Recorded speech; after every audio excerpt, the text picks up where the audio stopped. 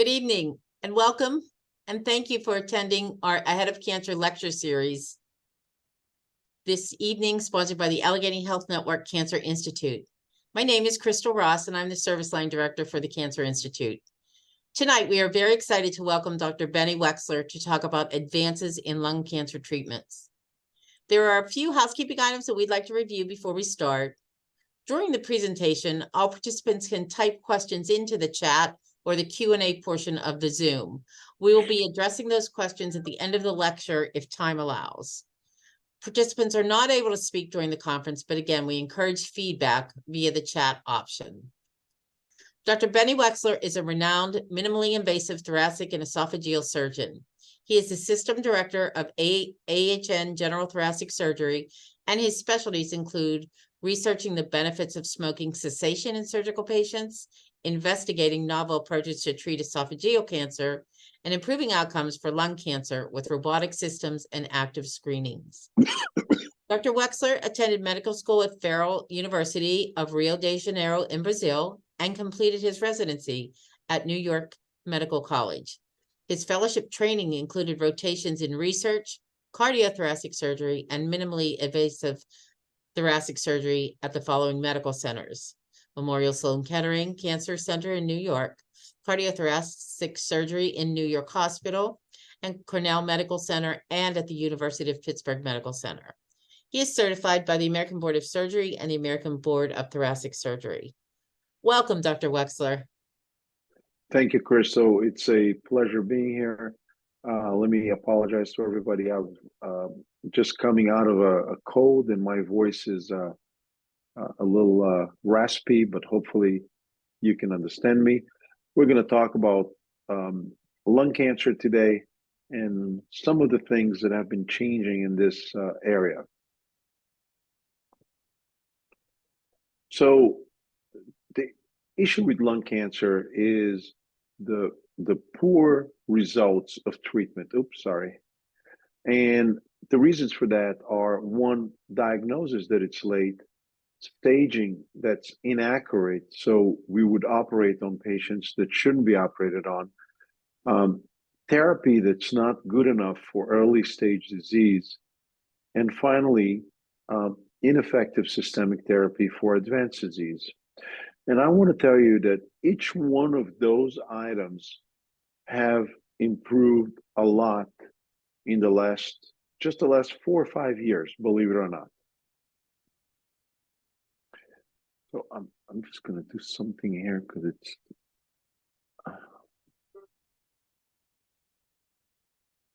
this thing. I'm sorry, I apologize. This thing is right in my way here, and I'm going to remove it. Here we go. Okay, so lung cancer accounts for 13% of cancer diagnoses in the United States, but 24% of all death. There are two main types: non-small cell lung cancer, which is the most common, and small cell lung cancer. And the majority of patients are not diagnosed in stage 1, meaning the earliest possible stage. Globally, 1 to 2 million people will die each year from lung cancer. If you look at lung cancer death and compare it to the next 4 cancers, you see that there are more deaths of lung cancer than the combination of colorectal, breast, pancreas, and prostate cancer. Those figures are from 2014, and this has changed a little bit, but still, even if there are more deaths from lung cancer than colon, rectum, breast, and pancreas, it's still very significant, and it gives you the breadth of the problem. And like I mentioned before, the majority of patients are still being diagnosed with distant disease when the chance of cure is less.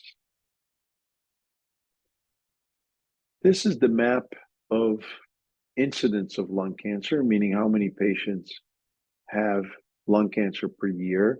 And the darker shade is higher numbers. And you see that overall, the incidence of lung cancer follows the tobacco belt: Arkansas, Tennessee, Kentucky, Mississippi, Alabama, areas where tobacco use, meaning cigarette smoking, has traditionally been high, that's where we see a lot of lung cancer. We are in Western Pennsylvania, and we get a little bit of West Virginia that in our population here is more similar perhaps to the population in West Virginia, in which you have a higher cancer incidence than the rest of Pennsylvania. So we are perhaps not in the thick of lung cancer incidence, but we are close. And, you know, we like to think that people made a choice and they're smoking, but we forget how much media attention and how much ads that were not really truthful have come along the last years. And those are really old ads, but think about this. Those are ads from the 50s. And, you know, patients who were born in the 50s now will be 70s. If they start smoking early, those are the people we see with lung cancer today. And some absurd things about, you know, your dentist recommend or your doctor recommend Camels because it's better for you, and really not a cool thing. And this change, when those lies became too obvious, it changed to lifestyle ads, meaning you're going to be so cool, like the street young people in the beach smoking Newports. And finally, many people forget that we as a country, our government, would send a pack of cigarettes with the K rations to all Vietnam veterans in all of our previous wars. So, you know, even those soldiers that did not smoke perhaps started smoking as they were getting free cigarettes from the government. And the cost of cigarette smoking is absurd. And we're talking about close to $300 billion of cost due to tobacco use.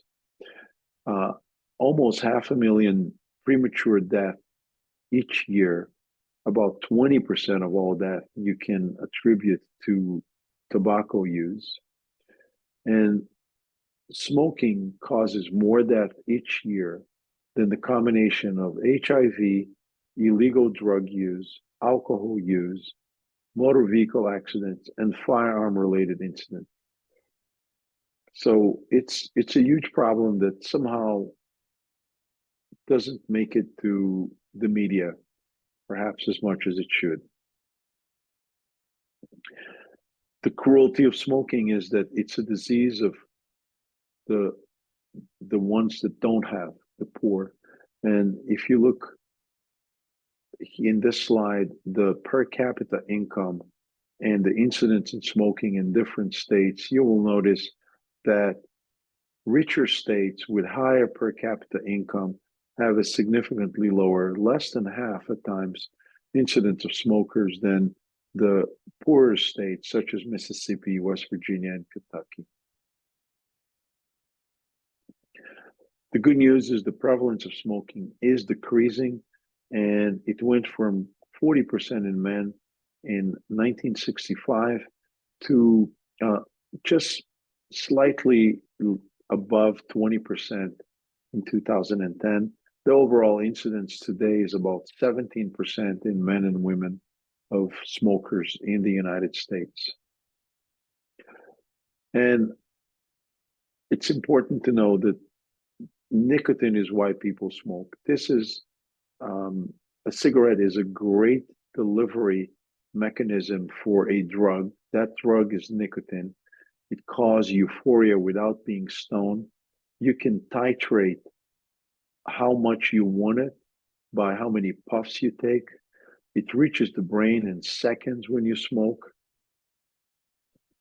This is a drug. This is an addictive drug. And like addictive drugs, you have withdrawal symptoms, insomnia, restlessness, anxiety, irritability, difficulty concentrating, depression, increase appetite, and it's missing here perhaps nightmares, which are very common. And it's very interesting that sometimes we prescribe a medicine for patients to stop smoking called Chantix, and patients come back saying that they stopped the medication because of this symptoms that are more related to withdrawal than to the medication itself.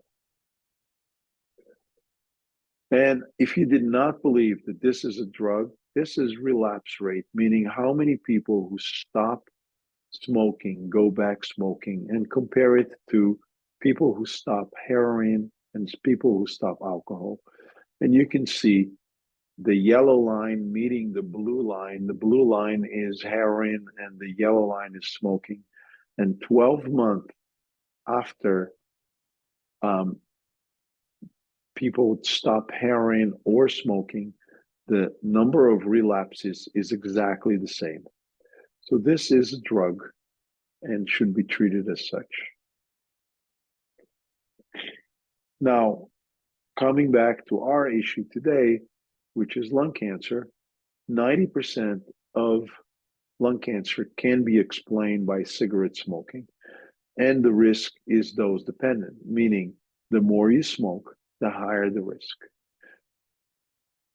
It takes about 20 years for the risk to go away. Why is that important? It's important because if tomorrow we prohibit cigarette smoking and somehow everybody stops smoking, the incidence, meaning the number of patients with lung cancer, will probably not decrease for about 16 to 17 years. And it's never too late to stop. Up to 20 minutes after you quit, you have benefits with lower blood pressure. 8 hours later, you have normal oxygen. 48 hours later, you start regenerating nerve endings, etc., etc. It takes 1 to 9 months for the coughing and sinus congestion to go away.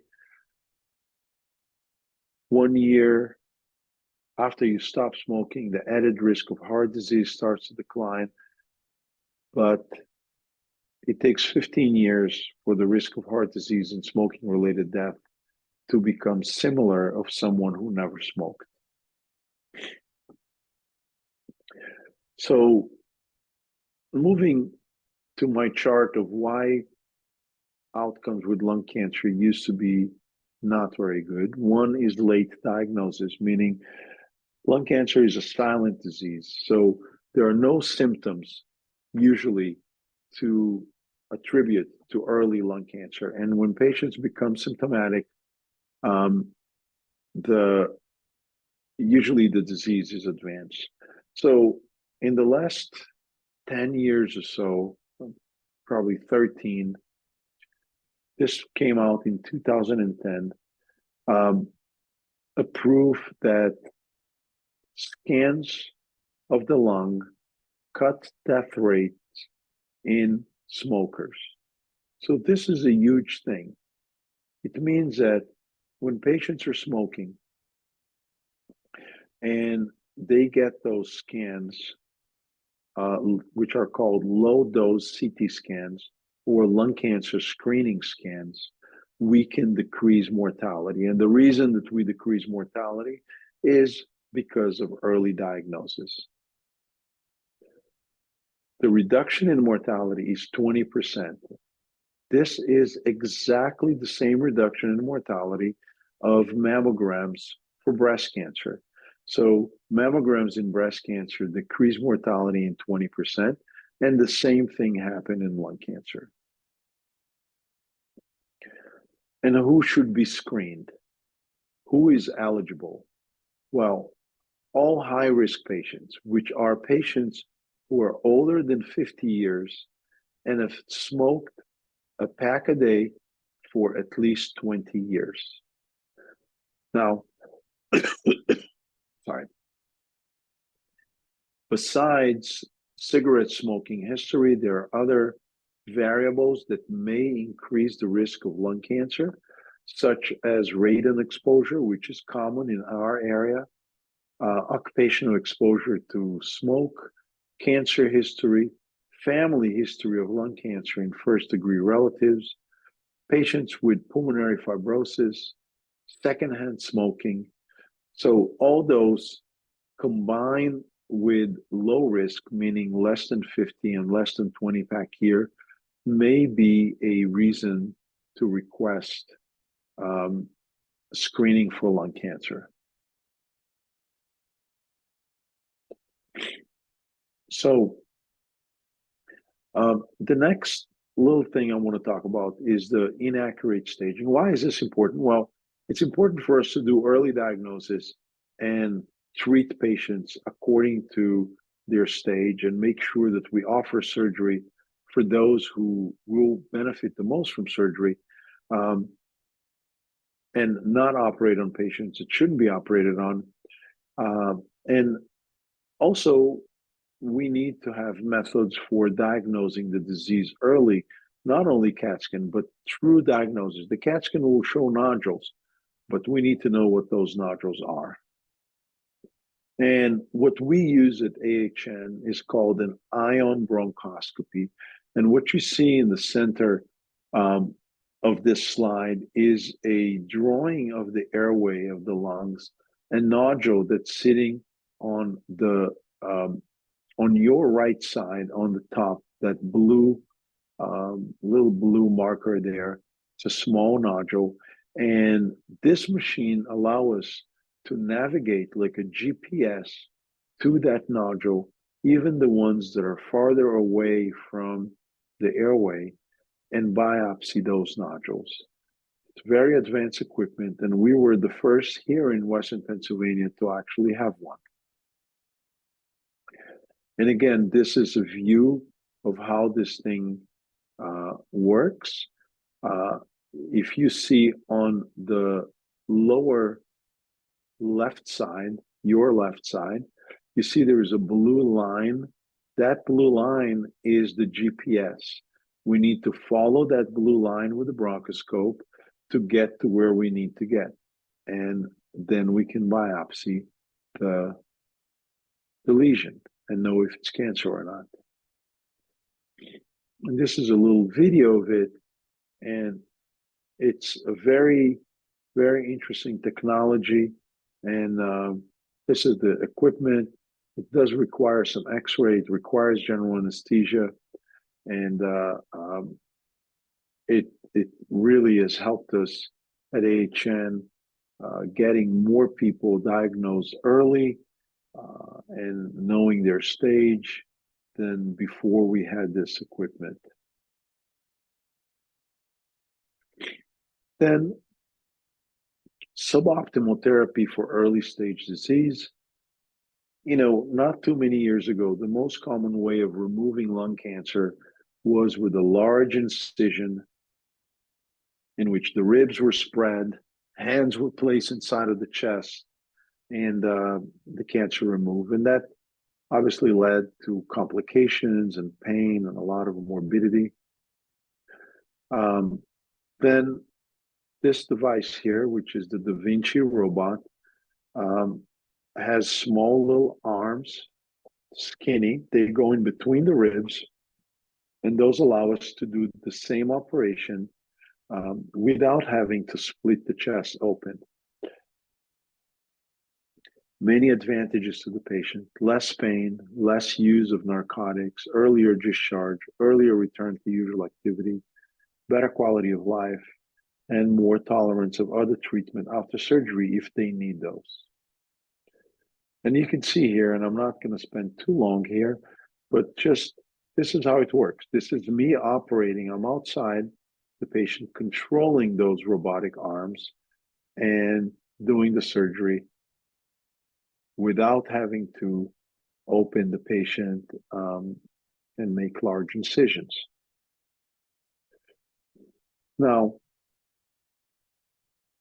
let's go really quick on the type of surgeries that we have for lung cancer. Wedge resection is a small tiny little piece of lung that we remove, and it's usually not an adequate treatment for lung cancer. There are 19 segments in the lung, 10 on the right side and 9 on the left side. And that is a unit of the lung, and it's about 5% of function. And then we have 5 lobes, 3 on the right and 2 on the left. And depending on the lobe, for example, on the left side, each lobe is 50% of the patient's lung. On the right side, the lower lobe is 50% of the patient's lung, and the upper lobe is about 30, with the middle lobe being 20. And finally, there is an pneumonectomy in which we remove all of the lung. We have moved slowly but surely towards removing less and less lung if it's appropriate and safe. And this is one of the things that has happened just in the last 4 years, and I'm not going to quiz you on that, so don't worry. Everything that we did for every stage have changed. And that is an amazing evolution in a very, very short time. And this is what used to be. For example, here in the middle, surgery was lobectomy, meaning sometimes removing half of the lung. And this is how it is now. Look how much more complicated it is, how much more decision needs to be made. But importantly, if you look at the first line, stage 1A, surgery, not lobectomy anymore. So not 50% of the lung anymore. Sublobar is preferred. And this is the old paradigm in which lobectomy was the treatment of choice. And now the new paradigm for small tumors, 1 to 2 centimeters, then segmentectomy is the surgery of choice. And that makes a huge difference for a patient. For example, if you remove 5 or 10% of the lung versus half the lung, you leave patients in better functional capacity than by removing smaller amount of lung than by removing more lung. So it's very important. And we at AHN, we're going to be the first to get this technology, which allows you to carry into the operating room those complex reconstructions that tell us exactly where the tumor is, in which segment it is, so we can do smaller and smaller surgeries, removing less and less lung.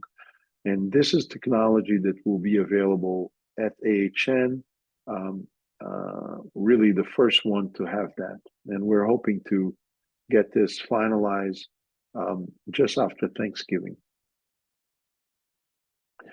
And, you know, all this technology allow us to do amazing things. This is a young patient who was sent to me, just over 40, with this, you can see on your right side, it's the left side of the patient, but it's on your right side, almost like a marble in the middle of the windpipe on the left lung. And this patient, some surgeons thought that she needed to have the whole lung removed, meaning the whole left lung removed to remove that one lesion in her airway.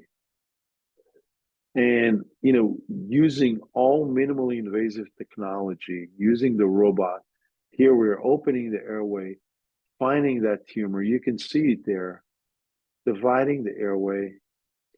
And again, this, we did not open the patient. It's all with small incisions using the robot.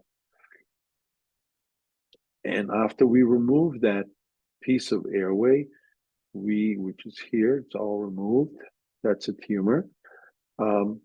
We then use sutures, again using minimally invasive technology, not opening the patient, to put the airway back together.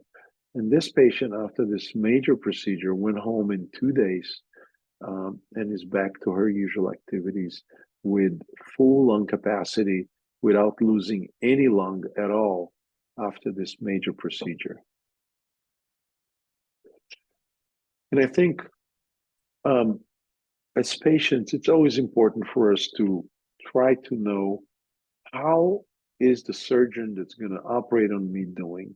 How are they rated? And the best rating available to the public is from the Society of Thoracic Surgeons, and the link is on the screen, publicreporting.sts.org.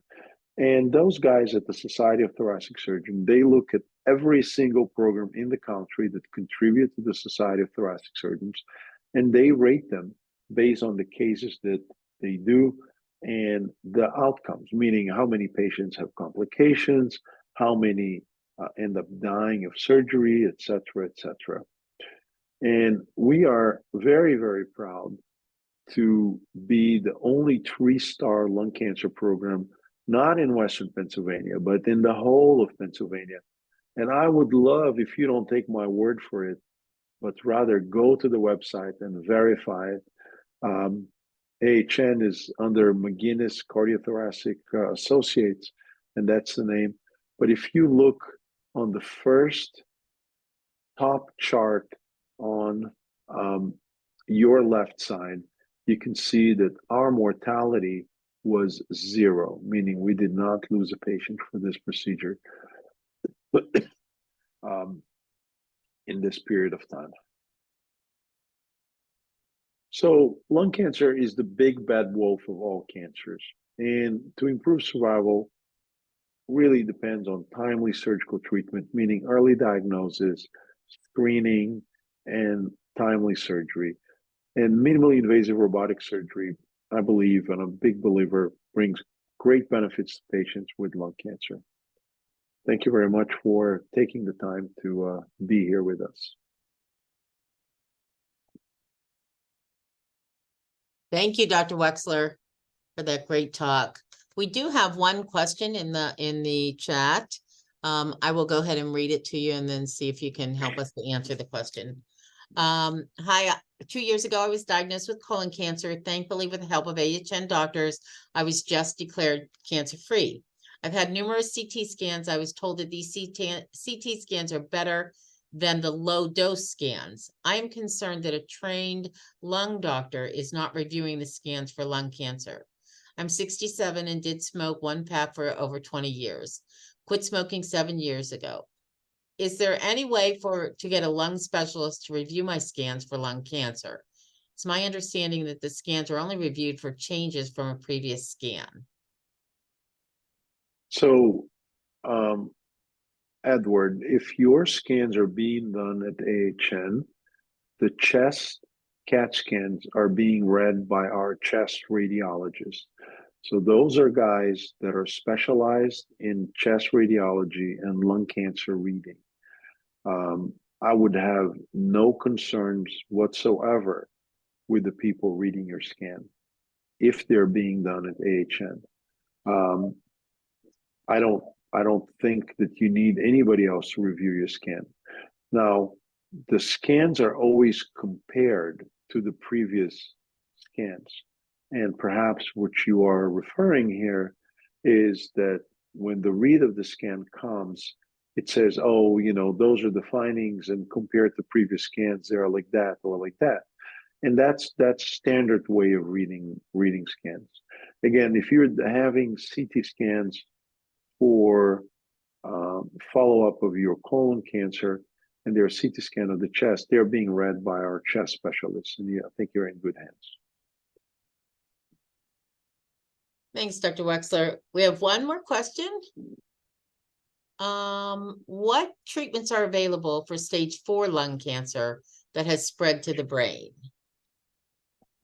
So current treatment, and that's a very modern treatment, is so there. Let me step back for a second. It depends on several things. It depends, for example, if there are some markers that are, you know, that we can action, or actionable markers. For example, if the cancer is EGFR positive or it's ALK positive, then there is very specific drugs that can be used. If those are not there, those markers or those mutations.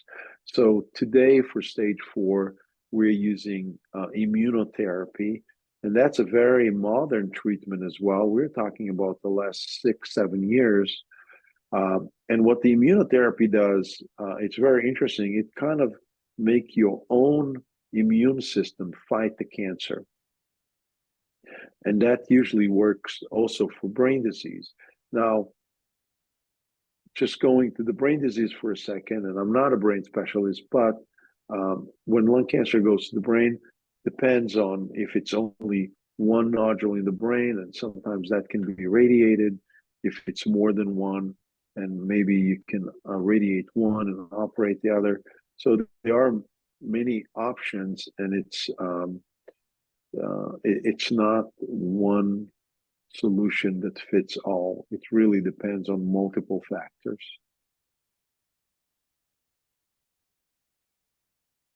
Okay, we have time for one more. I have nodules that were discovered in 2018 and have grown slightly in 2023. Hang on one second, I just lost the question. But I'm told they're not cancer, but rather possibly bacterial. So I am not sure what the question is, Dr. Weksler. Well, so, and I'm not sure, but I think the issue is that many patients have nodules, and those nodules are not all cancer. The majority are infections or even things that we're never going to discover what they are. Nodules that are not changing, or they change very, very, very slightly, often are not cancer.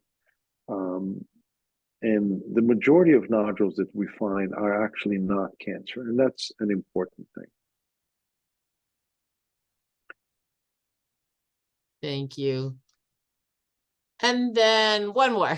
Please explain what a solitary fibrous tumor of the pleura is, and should they be removed? So solitary fibrous tumor of the pleura is a benign or commonly benign tumor of the pleura. The issue with this tumor is that, one, it doesn't stop growing, and two, it can come back despite being benign. So it usually will not spread, but it will continue growing. Because it will continue growing, it should be removed every time it's diagnosed.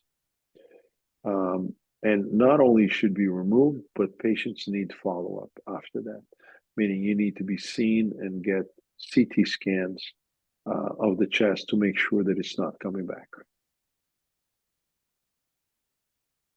Okay. Well, we really appreciate everybody's questions tonight. And we'd like to thank all of you for attending the Ahead of Cancer lecture. Please continue to join us at our monthly Ahead of Cancer lecture series as we focus on cancer screening, early detection, treatment, and survivorship. As a reminder, tonight's lecture was recorded. If you are interested in rewatching the lecture, please check back on the AHN YouTube channel at www.youtube.com/Allegheny Health Network for the full recording. In about a week, this video will be available as well as other past lectures that we have had performed.